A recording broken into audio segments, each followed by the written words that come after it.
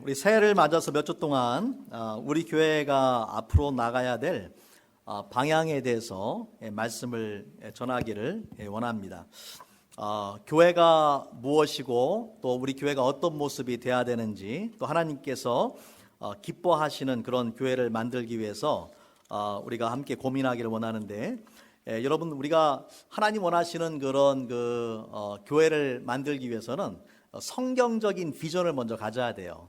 성경적인 비전을 갖는다라는 것은 내 개인적인 생각으로 교회는 이래야 돼라는 것이 아니라 성경에서 말씀하는 교회가 무엇인가를 발견해야 된다라는 것이죠. 왜냐하면 우리는 사람이 원하는 교회를 만들기 원하는 것이 아니라 하나님께서 기뻐하시고 원하시는 교회를 만들기를 원하기 때문에 그렇습니다. 그러기 위해서 우리가 먼저 가져야 될 것이 비전이다. 여러분, 비전이라는 게 뭐죠? 비전이라는 것은 한마디로 보는 거예요. 뭐 텔레비전처럼 보는 거예요. 비전이라는 거 보는 거예요. 성경 속에서 비전을 우리가 발견해야 된다. 마치 큰 건물을 지으려면은 처음부터 무작정 달려들어서 짓는 것이 아니라 이 청사진이 설계도가 있어야 되잖아요. 그 설계도에 따라서 지어야 돼요. 물론 이제 뭐 조만한 이런 창고 같은 걸 짓는 데에는 설계도가 필요 없겠죠. 하지만 큰 빌딩, 큰 집, 그런 것을 지을 때는 반드시 설계도가 필요합니다. 마찬가지로 우리가 하나님께서 원하시는 그런 교회를 만들기 원한다라면은 반드시 이런 설계도가 필요하고 비전이 필요하다. 비전의 중요성을 어떤 분이 그렇게 얘기했어요. 피라미드를 만드는데 10,000명이 필요할지 모르지만 피라미드를 만드는 그 설계하는 사람은 한 사람이라는 거예요. 그런데 이 한 사람의 설계도가 없으면 10,000명이 있어도 소용이 없다라는 거예요. 분명한 무엇을 만들고 있는지를 알아야지 재료가 있다고 해서 되는 것이 아니잖아요. 전에 한번 제가 보여드린 기억이 있는데, 이건 디즈니 월드입니다. 올란도에 있는 디즈니 월드인데, 저도 여기는 안 가봤어요. 저는 디즈니랜드만 갔다 왔는데, 디즈니랜드만 해도 엄청나더라고요, 규모가. 근데 이 월트 디즈니가 디즈니랜드를 짓고 나서 그 다음에 디즈니 월드를 만들었어요. 그런데 디즈니 월드를 짓는 중에 완공되는 것을 보지 못하고 월트 디즈니가 죽었습니다. 사망을 했어요. 디즈니 월드를 개막식을 할 때에 많은 사람들이 그곳에 와서 이 엄청난 규모의, 이 장엄한 규모의 디즈니 월드를 보면서 사람들이 놀랐습니다. 개막식에 참석했던 사람 중에 하나가 그렇게 말했다고 해요. 월트 디즈니가 살아서 이것을 보았으면 너무나 좋았을 텐데 아쉽다라는 거죠. 먼저 죽었으니까. 그 말을 듣던 옆에 있던 사람이 이렇게 말해줬다고 합니다. 월트 디즈니가 이거를 보지 않았다면 어떻게 이것이 지금 존재하겠습니까? 월트 디즈니가 이미 보았기 때문에 이것이 존재합니다. 무슨 말인지 아시겠어요?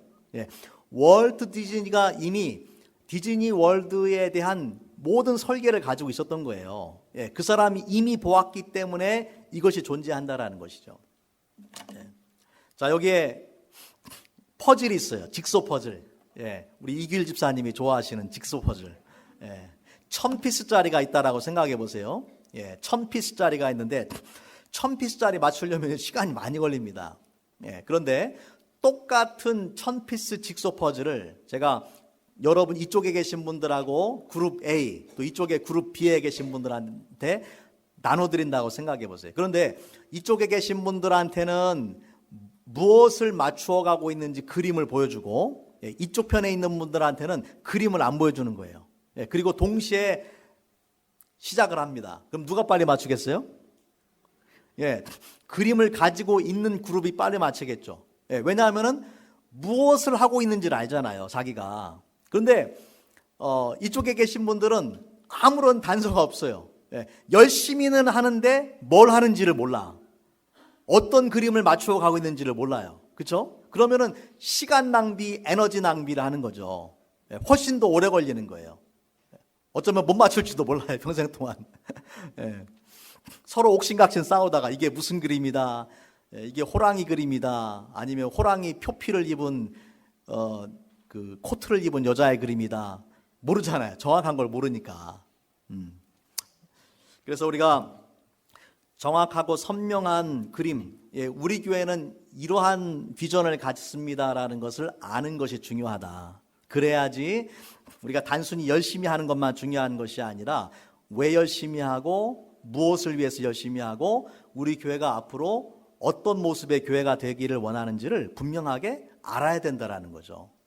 그래서 앞으로 제가 5주 동안에 우리 교회의 5가지 비전에 대해서 함께 나누기를 원하는데, 자, 먼저 여러분이 우리 교회 웹사이트를 가시면요, 우리 교회 그 사명과 비전이 나와 있습니다. 우리 교회 표어는 뭡니까? 같이 한번 읽어볼까요? 시작. 예수님을 알고 담고 전하는 교회. 너무나 단순하고 간단하죠. 여러분한테 언제 물어봐도 여러분 아셔야 돼요. 머뭇거리시면 안 돼요. 예수님을 알고 담고 전하는 교회. 자, 그 다음에 우리 교회에 그 사명선언문이 있는데 같이 한번 읽어볼게요. 시작. 사랑한미 침례교회는 예수 그리스도의 복음의 능력을 경험하고 성숙한 그리스도의 제자가 되어 성령의 능력을 힘입어 복음으로 세상을 변화시켜 하나님께 영광을 드리기 위해 존재한다. 이것이 우리 교회의 사명선언문이에요. 가장 먼저 중요한 것은 뭡니까? 복음의 능력을 경험하는 것. 그리고 우리가 성숙한 그리스도의 제자가 되는 것. 우리의 신앙이 자라고 성숙해지는 것. 그 다음에는 성령의 능력으로 복음을 전하고 세상을 변화시키고, 궁극적으로는 하나님 앞에 영광을 돌리는 것. 이것이 우리 교회의 사명선언문이다. 이것이 이 이유 때문에 우리 교회가 존재하는 것이라는 것입니다. 예수 믿고 변화되어지고 예수님을 전하는 거예요. 지금 표어를 좀 길게 제가 설명해 놓은 것뿐입니다. 같은 말입니다. 자, 이것을 구체적으로 이루기 위해서 이 5가지 비전을 설정을 했는데, 여러분 보이십니까, 글씨가? 우리 한번 먼저 읽어볼게요. 제가 첫째 하면은 읽어주시고 둘째 한번 읽어주세요. 첫째, 둘째, 셋째, 넷째, 다섯째. 여기에 보면 이제 5가지 공동체라는 단어를 써서 제가 교회 비전을 제시했는데, 구원 공동체, 예배 공동체, 치유 공동체, 섬김 공동체, 사명 공동체. 근데 여기에 이제 앞에 붙는 수식어들이 있죠. 그 구원 공동체는 복음의 능력이 살아 숨쉬는 구원 공동체, 예배 공동체는 하나님의 임재를 경험하는 예배 공동체, 치유 공동체는 전인적 변화를 추구하는 치유 공동체, 섬김 공동체는 그리스도의 사랑을 실천하는 섬김 공동체, 사명 공동체는 세계 복음화를 꿈꾸는 사명 공동체. 여러분, 이거 하루아침에 나온 게 아니에요. 제가 엄청나게 고민해가지고 단어 하나하나 선정을 위해서 정말 고민해서 만드는 제가 개인적으로 만든 교회의 5대 비전이에요. 그래서 이제 앞으로 5주 동안에 하나하나 말씀을, 그 비전에 관한 말씀, 우리 교회의 비전에 관한 말씀을 함께 전하기를 원합니다. 자, 오늘은 첫 번째로 복음의 능력이 살아 숨쉬는 구원 공동체에 관한 말씀을 함께 나누기를 원합니다. 자, 오늘 말씀 다시 한번 우리 천천히 한번 읽어보겠습니다. 로마서 1장 16절 시작. 내가 복음을 부끄러워하지 아니하노니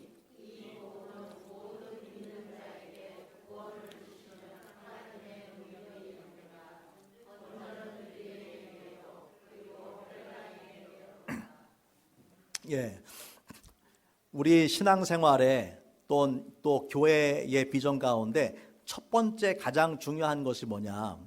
그것은 구원받는 것입니다. 복음을 통해서 구원받는 것이에요. 사도 바울은 그렇게 말했어요. 복음이 모든 믿는 자에게 구원을 주시는 하나님의 능력이다.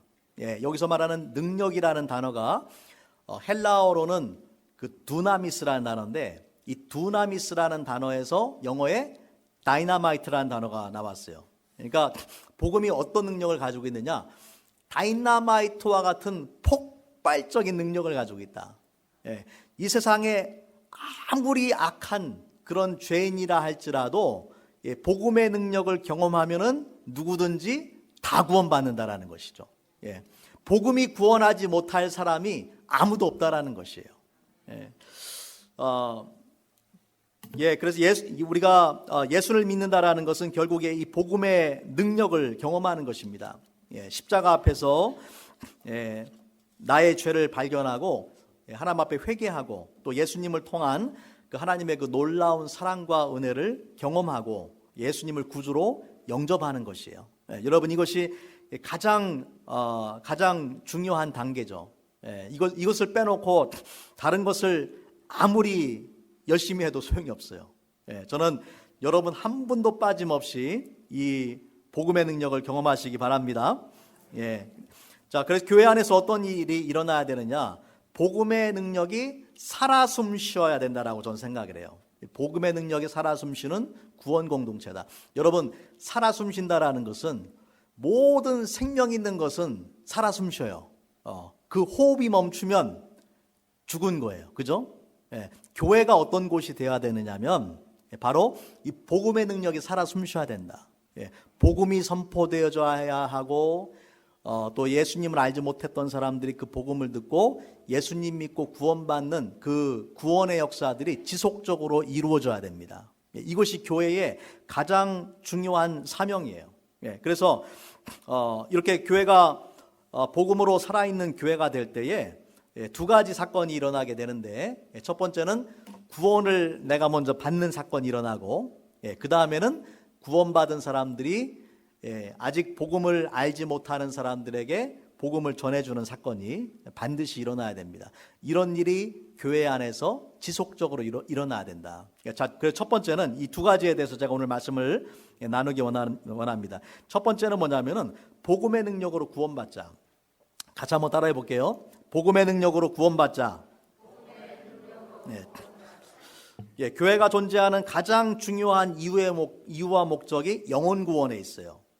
교회 안에 우리가 많은 어떤 프로그램 또 계획들, 활동들이 있을 수가 있습니다. 뭐 예배에 참석하고, 뭐 기도회에 오고, 성경 공부를 하고, 부흥회를 하고, 또 야유회도 하고, 여선교회 바자도 하고, 선교도 나가고, 여러 가지 많은 액티비티들이 있을 수가 있지만은 예수님을 내가 개인적인 구주로 영접하지 않고 그런 일들을 아무리 열심히 해도 그건 아무 소용이 없어요. 그 어떤 일을 하는 것보다도 가장 먼저 중요한 것이 뭐냐면은 내가 예수님 믿고 구원받고 하나님의 자녀가 되는 거예요. 내가 구원받지 않고 교회에서 열심히 봉사하고 사람들이 아무리 많이 인정해줘도 소용없어요.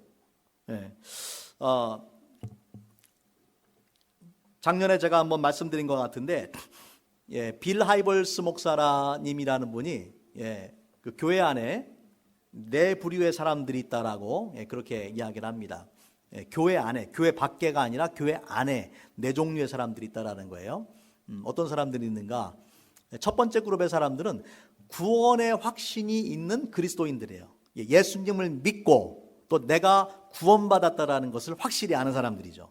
두 번째 그룹은 어떤 사람들이냐면 스스로를 그리스도인이라고 착각하는 불신자들이에요. 그러니까 예수님을 믿어요, 안 믿어요? 예수님을 실제로는 안 믿는데 종교적인 행위를 하고 예배에 참석하고 교회 활동에 참석한다고 해서 자기가 크리스찬이라고 착각하고 있다는 거죠. 세 번째 그룹의 사람들은 구원의 확신이 없는 그리스도인들이에요. 그러니까 이분들은 예수님을 믿는 사람들인데 구원의 확신이 부족한 사람들이에요. 자, 네 번째 그룹은 어떤 사람들이냐면 자기가 그리스도인이 아니라는 것을 아는 불신자들이에요. 그러니까 나는 아직 예수님 안 믿어. 하지만은 진리가 무엇인지를 알고 싶어서 교회에 오는 사람들이에요. 자, 이 중에서 가장 바람직한 그룹의 사람들이 누굴까요? 구원받고 예수님을 확실하게 믿고 자기가 구원받았다라는 것을 흔들림 없이 아는 사람들입니다. 이것이 가장 중요한, 가장 그 바람직한 신앙이죠. 자, 이 중에서 제일 불쌍한 사람들이 누굴까요? 그렇죠. 예수님을 사실은 믿지 않으면서 자기가 그리스도인이라고 착각하는 사람들이 가장 불쌍한 사람들이죠. 여러분, 제가 늘 말씀드리지만은 예수님 안 믿고 지옥 가는 사람들은 얼마나 불쌍합니까? 그죠? 근데 그보다 더 불쌍한 사람들이 있어요. 평생 교회 다니고 지옥 가는 사람들이에요. 평생 교회 다니고 지옥 가면 얼마나 억울합니까? 왜? 교회는 다녔지만은 개인적으로 정말 예수님을 구주로 영접하지 않은 사람들이 있다라는 것이죠. 몇 주 전에 제가 말씀드렸지, 그런 예화를 드렸는데, 그 한 교회에 안수 집사로 섬기는 분이 여러 목사님들 막 쫓아내고 좀 그런 횡포를 부렸어요. 그러다가 임종하는 순간이 돼서 목사님하고 성도들이 가서 임종 예배를 드리려고 이제 마지막 복음을 전하고 확인하는데 이분이 하는 말이, 목사님, 나는 예수님이 내 구주가 되는 것이 믿어지지가 않아요. 평생 동안 교회 다니고 안수 집사로 섬겼는데 나는 안 믿어져요. 그렇게 얘기했다라는 것이죠. 얼마나 불행한 일입니까? 몇 주 전에 제 친구가 왔잖아요. 제 고등학교 때 친구고 또 같은 교회를 섬겼습니다.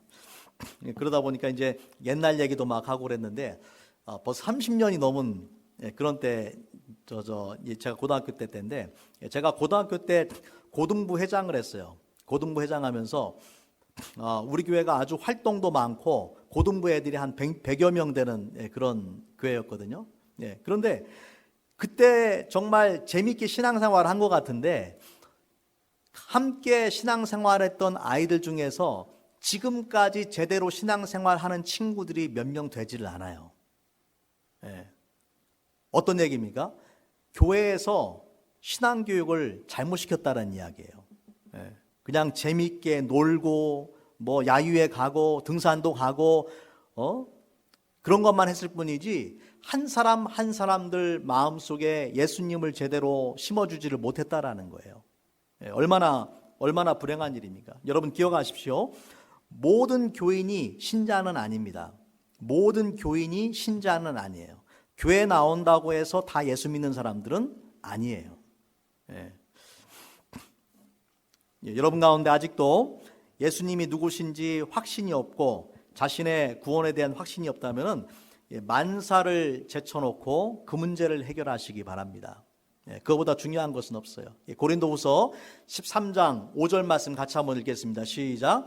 너희가 믿음에 있는가? 너희 자신을 시험하고 너희 자신을 확증하라. 예수 그리스도께서 너희 안에 계신 줄을 너희가 스스로 알지 못하느냐? 그렇지 않으면 너희가 버리운 자니라. 예수 그리스도가 너희 안에 있는지를 시험하라는 거예요. Test yourself. 예수 그리스도가 너희 안에 없으면 너희는 버리운 자니라. 아무리 교회를 오래 다녀도 교회에서 여러 가지 모양으로 섬겨도 그리스도가 너희 안에 계시지 않으면 너희는 버리운 자다. 여러분 가운데 우리 교회는 한 사람도 버리운 자가 없기를 바랍니다. 자, 그래서 첫 번째 단계는 예수님을 내 마음의 구주로 확실하게 영접하는 거예요. 이것이 가장 중요한 것이고, 예수님을 복음을 듣고 복음의 능력을 경험하고 구원의 확신을 가졌다라면은 이제 중요한 것은 뭐냐면은 복음을 알지 못하는 모든 사람들에게 우리가 최선을 다해서 복음을 전하고 구원을 얻도록 도와주는 것입니다. 오늘 말씀 속에 바울 사도는 내가 복음을 부끄러워하지 아니하노니라고 말했어요. 여러분 예수님께서 어떻게 돌아가셨습니까? 십자가에 죽으셨잖아요. 그 예수님 당시에 또 사도 바울 당시에 이 십자가는 뭐 지금이야 십자가가 집에 장식도 하고 뭐 여러분 십자가 목걸이도 하고 반지도 하고 팔찌도 하고 자랑스럽게 하고 다니지만 예수님 당시 사도 바울 당시의 십자가는 아주 흉악한 범죄자들을 사형 집행하는 사형 틀이었어요. 그러니까 이거는 뭐 경범죄를 한 사람들은 이 십자가에 죽질 않아요. 아주 흉악한 범죄인들만 잔인하고 고통스럽게 죽이는 것이 바로 이 십자가예요. 그러니까 그런데 이 사도 바울이 나는 그 십자가를 부끄러워하지 않는다. 복음을 부끄러워하지 않는다. 보세요, 생각해 보세요. 그 십자가 죄수들만 죽이는 그 십자가에 달려 죽은 예수가 바로 구원자라고 전도를 한다라는 것이 얼마나 그 당시 사람들에게는 믿지 않는 사람들에게는 어리석어 보이는 것입니까? 십자가에서 힘없이 죽은 그 죄수, 그 예수를 통해서 구원받는다라는 것이 어리석게 들릴 수밖에 없죠. 하지만은 바울 사도는 복음을 부끄러워하지 않는다. 왜냐하면은 그것이 모든 믿는 사람들에게 구원을 주시는 하나님의 능력이라는 것을 확신했기 때문에, 자기 자신이 그것을 경험했고 그것에 대한 분명한 확신이 있었기 때문에, 십자가에 달리신 예수 그리스도를 통해서만 죄사함 받고 구원받는다라는 확신이 있었기 때문에 부끄러움 없이 담대하게 복음을 전했다라는 것입니다. 여러분 생각해 보세요. 나는 예수 믿지 않는 사람들한테 복음을 정말 담대하게 전하고 있는가? 정말로 복음을 통해서만 죄사함 받고 구원받는다라는 걸 확신한다라면은 우리가 정말 복음을 알지 못하는 사람들에게 당연히 전해줘야 되겠죠. 요즘 이제 코로나가 이제 전 세계적으로 창궐하다 보니까 또 각 나라마다 또 민간요법들이 많이 나왔어요. 이 민간요법들이 뭐 조금 이렇게 일리가 있는 그런 것도 있겠지만은 대부분은 말도 안 되는 이야기들도 상당히 많거든요. 한국에는 보니까 뭐 대추하고 천일염을 끓여 먹으면 낫는다. 대추하고 천일염을 끓여 먹으면 낫는다. 또 김치를 많이 먹으면은 코로나 사망률을 낮춘다. 해서 막 얘기가 나오는데, 또 자카르타에서는 아침 햇살이 코로나 바이러스를 죽인다 해가지고 아침부터 나가가지고 사람들이 햇볕을 쬐고요. 인도에서는 쇳똥을 바르고 소젖으로 목욕을 하면은 예방도 되고 낫는다. 쇳똥 바르고 소젖으로 목욕을 한대. 베트남에서는 살아있는 지렁이를 먹으면은 바이러스 균이 죽는데요. 살아있는 지렁이를 먹. 온갖 이 민간요법들이 많이 나왔어요. 하지만 어쨌든 이 사람들이 이것을 전파하잖아요. 왜 전파하겠습니까? 그걸 통해서 코로나 걸린 사람들이 낫는다고 믿으니까. 말도 안 되는 이야기 같으면서도 낫는다라고 믿으니까 전파하는 거 아니에요? 그런데 우리는 예수님을 통해서만 우리가 정말로 죄사함 받고 하나님의 자녀가 되고 천국 백성이 된다라는 것을 믿는다면 어떻게 전하지 않을 수가 있냐는 거예요. 말도 안 되는 이야기도 담대하게 전하는 사람들이 있는데 우리는 참된 진리를 믿고 있다라고 믿으면서 생각하면서 그런 사람들이 어떻게 전도를 하지 않을 수가 있냐라는 것입니다.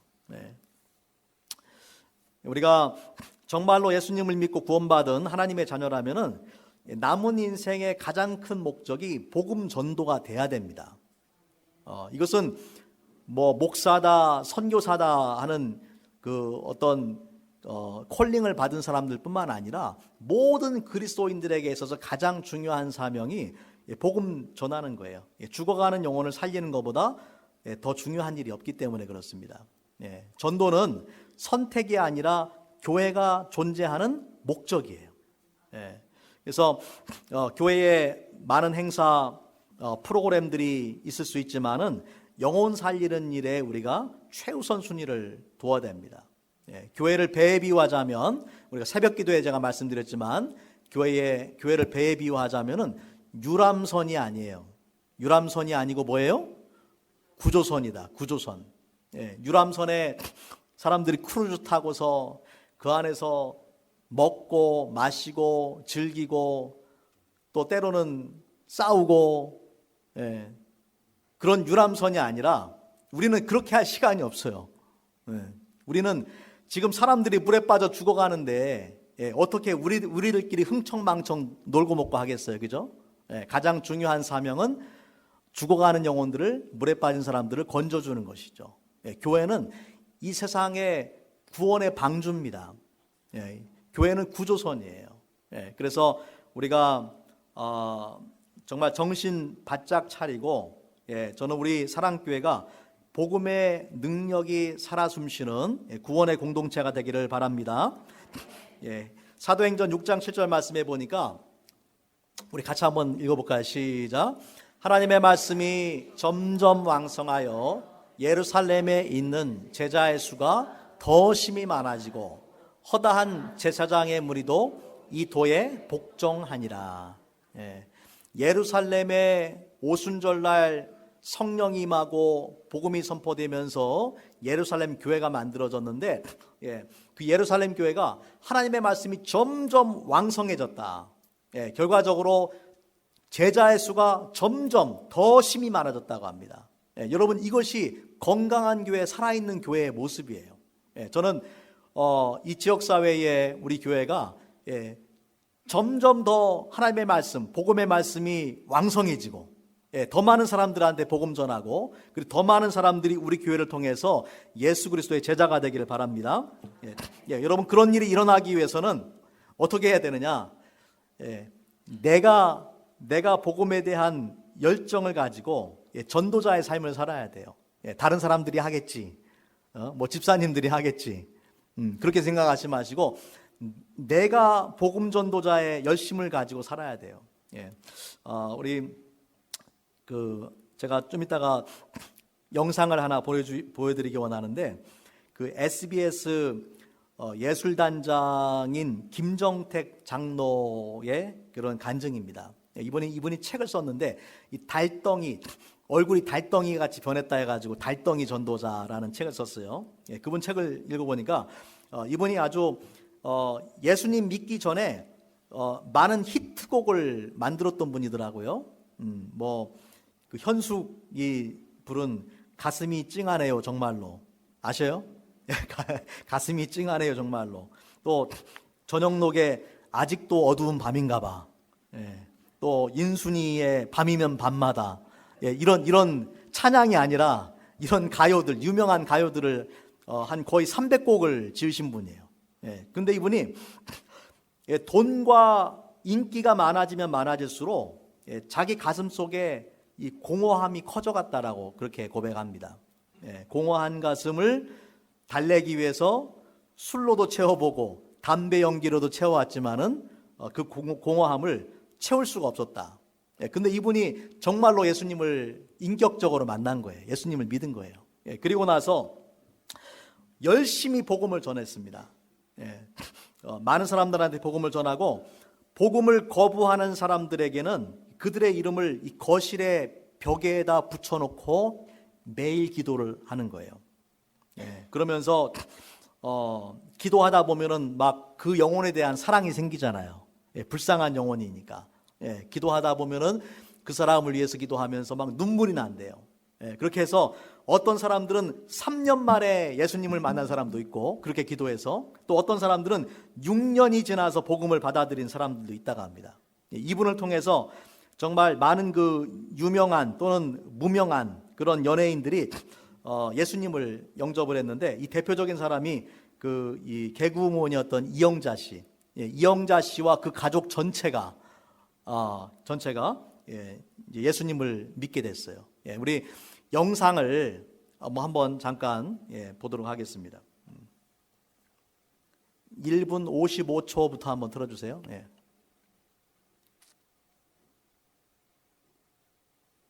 크게 하시고. 네. 좀 알려진 곡이 298곡 정도. 그리고 편곡이라고 있습니다. 불 잠깐 꺼주세요. 불. 네. 10만 곡 넘죠. 정말 많이 했어요, 저요. 하나님 주신 그 재능이죠. 그건 굉장한 재능인데 제 건 줄 알고 저를 위해서 썼어요. 조명도 받고 박수 받았는데 저녁에 집에 갈 때는 도대체 이게 뭔가 내가 그런 거 굉장히 많이 제가 갈등하고 그 당시에는 세상하고 친하다 보니까 하나님하고 자꾸 멀어져. 그랬어요. 대중이 좋아하는 음악에 심취해 인기와 박수에 집중했던 그. 경제적으로는 풍족해졌지만 마음은 더없이 가난해지기만 했습니다. 1년 전에 인사드렸던 전도사님 한 분이 오셔서 저보고 그러더라고요. 김 선생님 요새 어떠세요? 그래? 그래서 내가 이런 말이 나오더라고. 그냥 뭐 죽지 못해 살지요. 이게 그때 정말 말씀드린 대로 잘 모든 형편이 여건이 좋았는데 내 영혼이 성령님이 탄식하시는 거죠. 그러면서 그 전도사님이 저보고 죄가 여기까지 쳤다. 이야, 드디어 올 게 왔구나. 그럼 그렇지. 이게 아닌 줄 알면서 달려왔던 길. 하나님은 그를 붙잡으셨고 무릎으로 나아간 회개의 시간을 통해 주님이 예비하셨던 건 바로 SBS 관현악단장이었습니다. 전도하는 자리가 되게 하여 주옵소서. 저 같은 방송국 연주인들 또 아니면 가수분들 또 방송 관계자가 옛날에 저같이 보기에는 너무나 화려하고 너무너무 박수를 많이 받지만 공허하고 어떻게 채울 수 없는 그런 분들이 굉장히 많이 계시거든요. 그래서 하나님이 여기를 저를 전도하라 보내셨으니 하나님 여기는 전도하는 자리가 되게 해 주옵소서. 이영자 씨라고 지금 굉장하죠. 그분 달란트가 아주 굉장한데 그분하고 이제 이영자 씨와 함께하는 I Love Comedy라는 프로그램을 했는데 그때 이영자 씨가 저에게 단장님 왜 그렇게 웃으세요? 그래요. 그래서 내가 나 할렐루야잖아요. 그랬더니 할렐루야는 그렇게 웃는 거니? 그래서 난 날마다 기쁘다고. 나는 단장님이 쇼하는 줄 알았대요.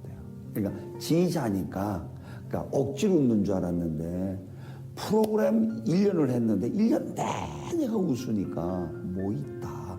그래서 그분이 너무 궁금해서 저한테 물어본 거예요. 이영자 씨도 뭐 있지요? 내가 딱 그랬더니 네, 저는 핸드백 속에 부적이 있어요.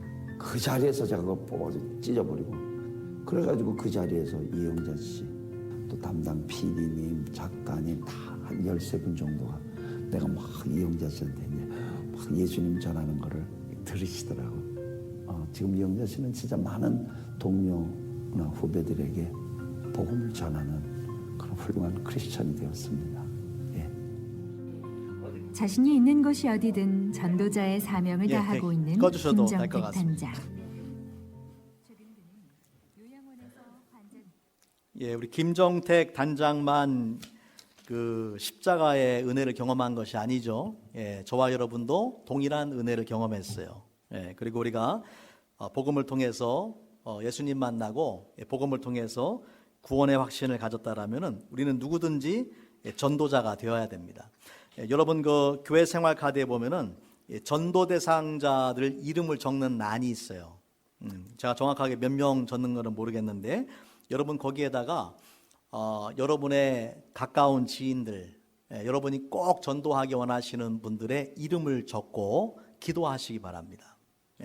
우리가 이 전도는 하나님께서 가장 기뻐하시고 마귀가 가장 싫어하는 일이에요. 그렇기 때문에 전도에는 항상 영적인 전쟁이 있어요. 기도하지 않으면 영혼의 구원은 일어나지를 않아요. 여러분이 예수님 믿는데도 누군가가 여러분을 위해서 기도해 준 분들이 분명히 있을 거예요. 또 복음을 전해 준 분들이 분명히 있을 거예요.